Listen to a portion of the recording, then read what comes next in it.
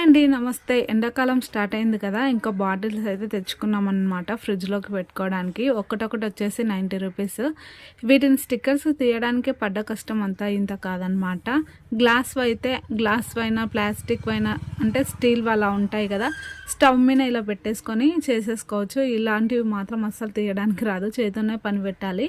వీటిని ఫస్ట్ అయితే క్లీన్ అయితే చేసేసుకోవాలి. కొంచెం సాల్ట్ వేసేసి ఇలా నీళ్ళు నింపేసుకొని ఒక 2-3 సార్లు బాగా వాష్ చేసేసుకొని అప్పుడే రబ్బర్ వాసన పోయి నీట్గా అయితే ఉంటుంది. తాగుతప్పుడు స్మెల్ అలాంటివి వస్తూ ఉంటాయి కదా, అలా రాకుండా అయితే ఇలా ఫస్ట్ అయితే ఇలా చేసుకున్నాం అనుకోండి, నీట్గా ఉంటుందన్నమాట. ఈ విధంగా అయితే నేనైతే క్లీన్ చేసుకుంటాను. కొంచెం సాల్ట్, బాటిల్స్ నిండా వాటర్ని నింపేసి తర్వాత అయితే వాడుకోవడం స్టార్ట్ చేస్తాను అనమాట. మీరు ఎలా కుక్ చేస్తారో తప్పకుండా అయితే కామెంట్ చేయండి. వీడియో నచ్చితే తప్పకుండా అయితే సబ్స్క్రైబ్ అయితే చేసేసుకోండి. ఉంటాను. Thank you for watching. Bye bye.